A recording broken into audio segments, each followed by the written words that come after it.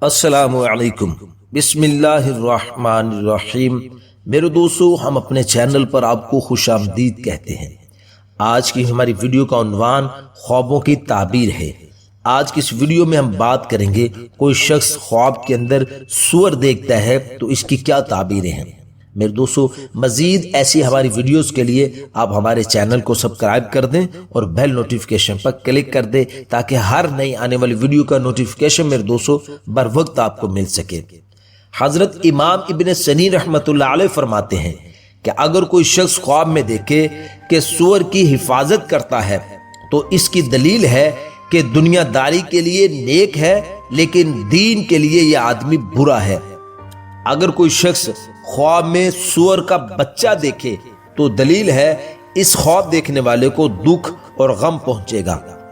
اور اگر کوئی شخص خواب میں سور کا گوشت کھاتے ہوئے خود کو دیکھتا ہے تو دلیل ہے کہ یہ خواب دیکھنے والا آدمی سود کھاتا ہے، اس کو توبہ کرنی چاہیے۔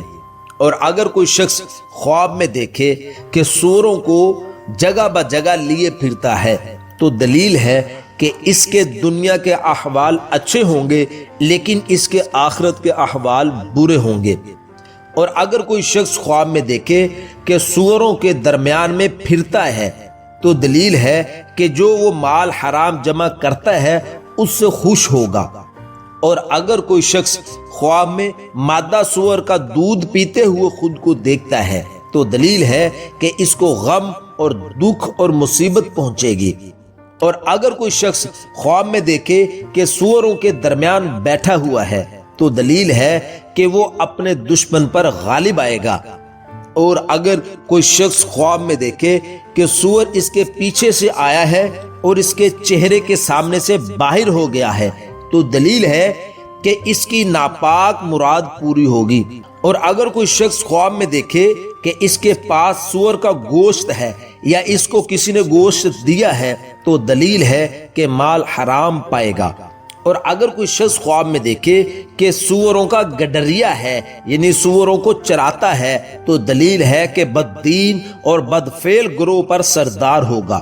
میرے دوستو، حضرت جابر مغربی رحمت اللہ علیہ فرماتے ہیں کہ اگر دیکھے کہ سور کے ساتھ جنگل میں لڑائی کی ہے تو دلیل ہے کہ ظالم اور کمینہ آدمی کے ساتھ اس کا جھگڑا ہوگا۔